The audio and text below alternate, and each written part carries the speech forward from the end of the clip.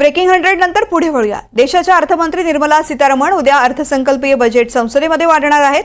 या अर्थसंकल्पीय बजेटबाबत लातूरमधील व्यापाऱ्यांच्या अपेक्षा काय आहेत या जाणून घेतलेल्या आहेत आमच्या प्रतिनिधी सुनील कांबळे यांनी। नमस्कार, मी सुनील कांबळे आणि आपण पाहतायत एनडीटीव्ही मराठी। उद्या देशाचं अर्थसंकल्पीय बजेट जे आहे ते निर्मला सीतारमण जे आहे ते मांडणार आहेत। निर्मला सीतारमण जे आहे ते 8व्यांदा या देशाचं अर्थसंकल्पीय बजेट मांडणार आहे। त्या देशाच्या पहिल्या अर्थमंत्री असणार आहेत। त्याचबरोबर भारत स्वतंत्र झाल्यापासून 79वावं जी बजेट आहे ते उद्या सकाळी 11 वाजता जे आहे ते मांडलं जाणार आहे। आणि त्या संदर्भाने लातूर जिल्ह्यातले जे व्यापारी आहेत त्या व्यापाऱ्यांच्या या बजेट संदर्भात काय अपेक्षा आहेत या जाणून घेण्यासाठी मी सध्या व्यापाऱ्यांसोबत आहेत। मला सांगा, काय उद्या बजेट जे आहे ते मांडलं जाणार आहे, आपल्या काय अपेक्षा आहेत व्यापारी म्हणून?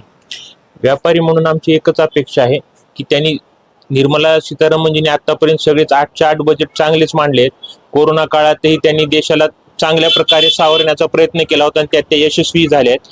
पुढच्या काळात आता देशाला खरी गरज आहे ती एकदम बूस्ट मिळावं, देशाला प्रत्येक गोष्टीतून देशाला काहीतरी सार्थक मिळण्यासाठी त्यांनी पावलं उचलावी। जे टॅक्स स्लॅब्स झपाट्याने कमी करायला पाहिजे। सामान्य जनतेलाही टॅक्सचा बोजा वाटायला न पाहिजे, उलट त्यांना टॅक्स भरताना आनंद वाटायला पाहिजे की आपणही देशाच्या विकासात काहीतरी सहभाग घेतोय। तर ह्या हिशोबाने टॅक्स प्रणाली करून सगळ्यांना सुटसुटीत टॅक्स बसेल असे प्रयत्न करावे। तुम्हाला काय वाटतं उद्याच्या बजेट संदर्भात कशा अपेक्षा आहेत? वाढती जीएसटी आहे त्या संदर्भात कसं बघितलं तुम्ही? जीएसटी जे आहे ना, जीएसटीचा स्लॅब एकसारखा ठेवा। जसे की गादी आहे, कंबल आहे, रेडीमेडला कसं 12% आहे आणि फाडीवला 5% आहे।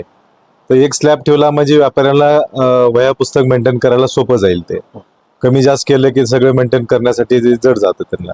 तर स्लॅब एक ठेवावा आणि बाकीचं जी मागे ह्याला बोललो होतो आपण की त्याच्याबद्दल व्यापाऱ्यांना काहीतरी विमा पॉलिसी काहीतरी करावं, त्याबद्दल एक विचार करावा। त्या व्यापाऱ्यांना उद्योग वाढवण्यासाठी काही सरकारनं योजना राबवणे असं काही वाटतं का तुम्हाला?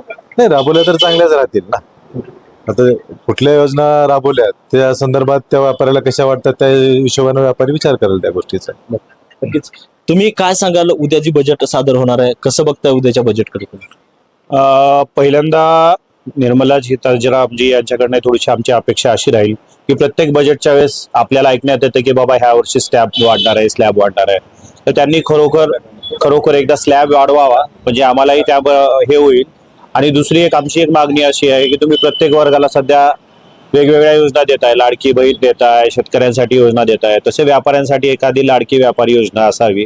म्हणजे त्या जे आम्ही एवढा टॅक्स भरतो सरकारचा, आम्ही एवढे हे करतोय, तर त्यासाठी आम्हाला एक थोडंसं वाटावं की बाबा आम्ही देशाच्या याच्यासाठी काम करतोय, देशानं आपल्याला रिकॉग्नाइज करतोय देश की आपण एवढा टॅक्स देतोय। तर आमच्यासाठी एखादी योजना, जसं आता तुम्ही म्हणालात किंवा एखाद्याला बिझनेस वाढवण्यासाठी तुम्ही एवढा टॅक्स देताय, हे करताय, टॅक्सवरती सूट देणं। आता जीएसटीच्या याच्यामध्ये बऱ्याच याच्यामध्ये असं आहे की तुमचा जीएसटी कलेक्ट झालेला तो तिथून पूर्ण मायनस होत नाहीये।